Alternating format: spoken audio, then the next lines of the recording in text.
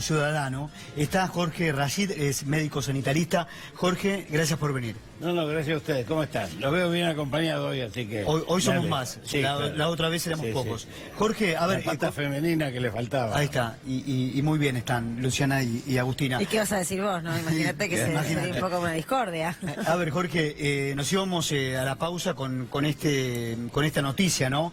Que tuvo mucha trascendencia en los últimos días. Este acuerdo que quiere llevar adelante Macri con la oposición. Esto es un acuerdo electoral, un acuerdo para la tribuna, para los mercados. ¿Cómo lo analiza usted? Es un desacuerdo, es tarde y mal. Pongamos el título, tarde y mal. Porque nadie llama a un acuerdo para consolidar cuestiones que hizo sin consultar a nadie. Lo primero, si a mí me llaman a un acuerdo para firmar algo que hicieron otros, voy a decir que no. Lo cual no quiere decir que yo no crea que hay que sentarse con el presidente y decirle, mira, hiciste todo mal. Cuanto antes te vayas, mejor, porque esto es un desastre que está matando gente.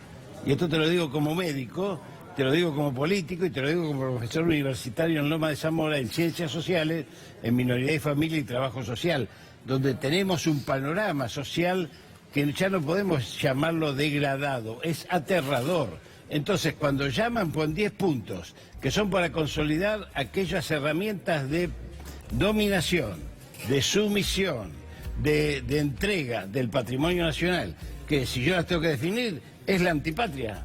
Eso es la antipatria.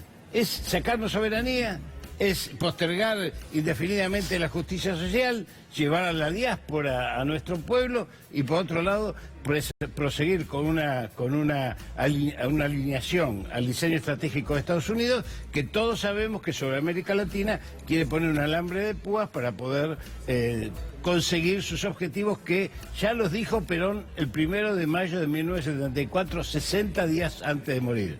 Modelo argentino para un proyecto nacional. Vienen por los alimentos, el agua dulce y los recursos naturales, fósiles y minerales. Y vendrán por ellos con nosotros o sin nosotros, dijo Perón. Cuando nosotros jóvenes decíamos que no llegaba agua al tanque, nos equivocamos también porque los jóvenes a veces somos muy apresurados. Decíamos, ¿qué venía a hablar del agua dulce? Bueno, hoy es el agua dulce, porque decía que venían por ellos con nosotros y dependería de la capacidad de los argentinos para defenderlos. Hoy Estados Unidos intenta instalar 4 bases militares en la Argentina. Si los argentinos somos indiferentes a eso, bueno, entonces habrá que hacer un nuevo curso de patriotas en la Argentina para poder volver a reposicionar nuestro país en el ámbito internacional. Lo corro un poco de este foco, aunque no tanto. Se difundió y se popularizó en las últimas horas principalmente la historia de Marina, una científica que fue un programa, que terminó ganando ese programa un dinero importante y que dio a conocer su historia, que es la historia de lo que ocurre con la ciencia en la República Argentina. Resultó muy conmovedora y también tuvo un efecto muy imponente en la sociedad. A veces son historias que quedan solamente circunscritas a un programa puntual y en otros casos, como el de ella, que habla todo el país. No sé si lo vio y cuál es la opinión que tiene. Yo no veo muchos medios, me dedico a leer y a hacer otras cosas como formar cuadros políticos, porque esta es mi tarea, pero estoy muy en contacto con la ciencia y la técnica.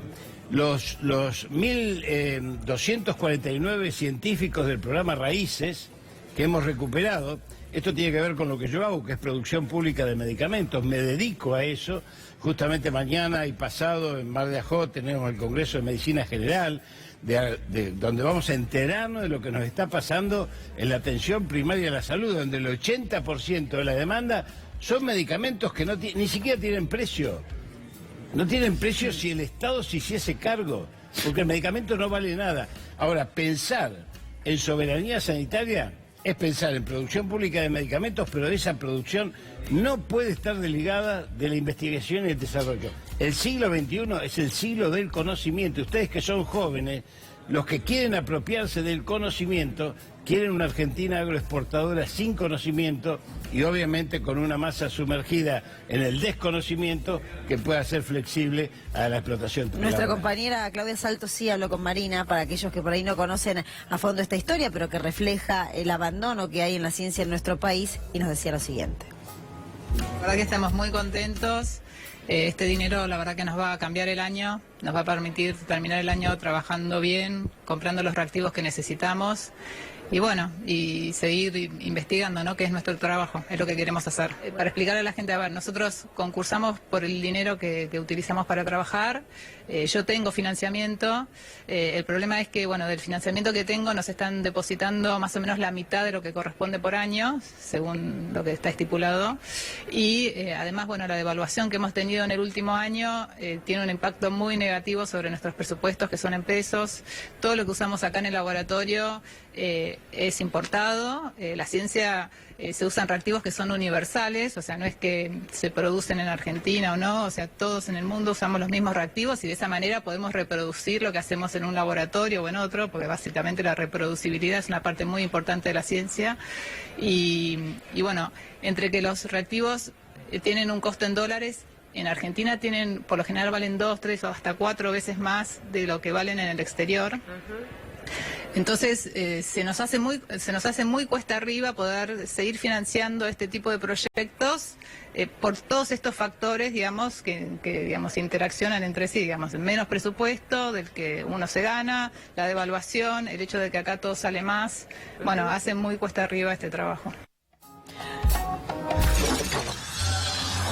A ver, Jorge, que una investigadora del CONICET haya tenido que ir a un programa de televisión a buscar fondos para poder financiar sus investigaciones en la cura contra el cáncer es realmente indignante esto. ¿Qué te provoca a vos como médico que ella haya tenido que ir a concursar a un programa de televisión? Mira, no casualmente yo te ponía el programa Raíces de la recuperación de 1.249 científicos que estaban en el exterior, que durante los 12 años retornaron al país. Te puedo contar muchas historias, pero una de ellas es del doctor Fernández, que está en Rosario, de Max Planck, vino de 15 años de Alemania, y acá investigó aquello que tiene que ver con la proteína que dispara dos enfermedades centrales desde el punto de vista de la humanidad hoy, que son el Alzheimer y el Parkinson.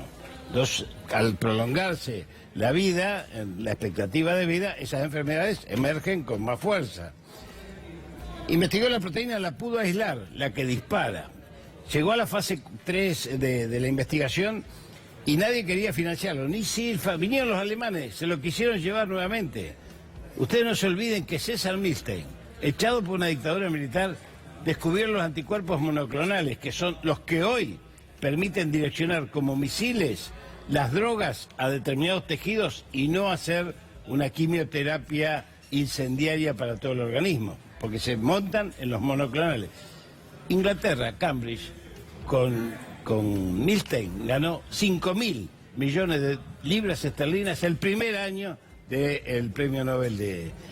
Este muchacho que está todavía, no se quiso ir, Fernández, en Rosario, no le quisieron financiar 30 millones de dólares o euros para la segunda etapa. Los alemanes se lo quisieron llevar y él se quiso quedar en el país. El gobierno de Cristina Kirchner terminó poniendo los 30 millones para seguir esa investigación. Esto demuestra cuando un país apuesta al desarrollo científico-tecnológico, como los radares, como el satélite, que eran lavarropas que daban vueltas, cosas por el estilo, porque cuando uno tiene una concepción de país, sabe hacia dónde va el mundo, porque algo me enseñó el general Perón, que decía que la política es la política internacional, y lo demás es cabotaje pueblerino. Si uno no sabe hacia dónde va el mundo, fíjense, hoy la guerra comercial está impactando en la suba de importaciones en la Argentina. Esa suba de importaciones va a disparar los medicamentos nuevamente en las próximas semanas. ¿Qué piensa? ¿Qué va a ocurrir mañana con la presentación del libro y con la presencia de Cristina Fernández de Kirchner en la Feria del Libro? Va a ocurrir un acto maravilloso de amor y de compromiso por parte de la gente. Yo recorro el país, o sea, la verdad es que recorro el país, visito todas las tribus, debo decirlo, como soy dinosaurio, me invitan de todas las tribus, entonces no disputo nada, tengo esa ventaja. Y yo les digo que hay un clamor importante, muy fuerte, sobre el tema Cristina. Ustedes saben que yo soy médico de Milagros Salas, de las presas y los presos en Alto Comedero, ahora también de los presos y de Delía, que está muy mal, y lo digo acá en público, está mal Delía, háganse cargo los jueces, si algo le pasa a Delía en la cárcel, es un enfermo sumamente lábil e inestable. ¿Qué tiene? Delía, no voy a dar demasiados secretos profesionales, pero tiene 4 bypass y es un insulino dependiente con 2 aplicaciones diarias de insulina absolutamente inestable en su composición orgánica. Y los organismos que tienen estabilidad la tienen hasta que pierden el equilibrio. Por eso estamos peleando por la domiciliaria, por ejemplo, no solamente de Delía, sino de otros compañeros. Ayer, hablando de colegas suyos, anoche estuvo en este canal Facundo Manes. Me imagino que no debe tener demasiados puntos de conexión en términos políticos, pero ya que estamos en términos profesionales, él decía, y es alguien también que habla mucho de la economía del conocimiento. Exactamente. Y Manes decía anoche que una de las decepciones que le había ocasionado Mauricio Macri era la falta de atención a cuestiones elementales como el hambre, que también tienen su efecto y muy duradero en el tiempo respecto de lo que le va a pasar a las próximas generaciones. No solamente duradero en el tiempo. Primero quiero aclarar mi respeto por Manes. No tenemos de acuerdo en la política y tampoco en la neurobiología. Pero esto sería un poco más finito, digamos. Que él tiene una tendencia a la explicación neurofisiológica de las patologías mentales y nosotros tenemos una integralidad que tiene que ver con la ley de salud mental. Sería largo de explicar, pero mi respeto, es un hombre realmente que ha recorrido el mundo y tiene una palabra muy respetada. Si le parece, yo la valoro mucho. Antes de seguir su análisis de lo que dijo Facundo Manes, aquellos que no lo escucharon lo podemos bueno, lo escuchar también. Exactamente. Gracias. Ayer en Brotes Verdes. Me parece que hay un total corrimiento de prioridades. La principal prioridad de la Argentina es alimentar a los argentinos y hoy, según algunos estudios, algunos reportes, en la Argentina hay 3 millones de personas que tienen cesación de hambre. 1,5 millones, la mitad serían niños o son niños. Y te lo digo como médico, no hay otra prioridad que alimentar primero a la gente y después pensar en otras cosas. Así que el primer punto del consenso debería haber sido unirnos para ver cómo priorizamos la resolución del hambre en la Argentina. Y después el segundo punto, resolver la malnutrición.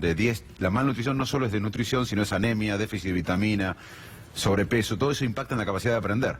Vos sabés mejor que nadie que la economía actual se basa en la capacidad de generar ideas y de implementar esas ideas. Sí, claro. Si no tenemos capacidad de aprender, estamos en problema. Y el tercer punto debería haber sido cómo resolvemos el tema de la pobreza. O sea, le falta un componente humano. Para mí la prioridad siempre es lo humano, es invertir en la gente. Así que claramente se olvidaron de lo más importante. Muchos sectores piensan que hay que crecer económicamente y después invertir en salud, en nutrición, en ciencia, en educación. Es al revés. Si nosotros no invertimos en la gente, el crecimiento económico per se puede generar incluso más desigualdad. Acá tuvimos en los 90 un verano económico que generó desigualdad. Manes siendo muy conciso, hablamos de acuerdo y de puntos. No solamente suscribo sus palabras, sino que esto es el modelo, lo que está describiendo Manes con profundidad, es esto que nosotros incluso hablamos con el tema de las vacunas y con el tema de, por más que vacunemos, si los chicos tienen hambre, el 48% de los chicos argentinos son pobres. Entonces, este es el modelo biocéntrico que se opone al modelo macroeconómico. Esto es lo que habla el Papa Francisco. Yo no soy religioso, pero Francisco habla de esto. Es decir, el hombre y la naturaleza como prioridad en la construcción de los modelos sociales. Porque si no, todo está sumido a esto que muestran las pantallas, que derraman riesgo país, que derraman la estabilidad del dólar. Ahora, Jorge, pero ¿cómo en este sentido, ¿no? Y en línea con lo que estamos conversando, cómo se llega a diciembre? ¿Cómo se llega a octubre en estas condiciones? Con muletas. Se llega con muletas porque ya las muletas son parte de lo que ha producido este gobierno. Hay que llegar a octubre. Mire, si hay un tema que es una falacia absoluta, casi una, ¿cómo le llaman ustedes? La fake news, ¿no? Las falsas noticias. Dicen, el riesgo es Cristina. Cuando dicen el riesgo es Cristina, yo digo, nosotros fuimos los que pagamos al Fondo Monetario Internacional. Nosotros fuimos los que sacamos al país del default. Nosotros fuimos los que le pagamos al Club de París. Y dicen que el riesgo es Cristina. El único riesgo en la Argentina tiene nombre y apellido y se llama Mauricio Macri. Eso no cabe la menor duda. Jorge, muchas gracias por habernos visitado. Gracias. Muy amable. Gracias. Muy interesante lo que les va a presentar Mauro Albornoz y tiene que ver con un análisis de la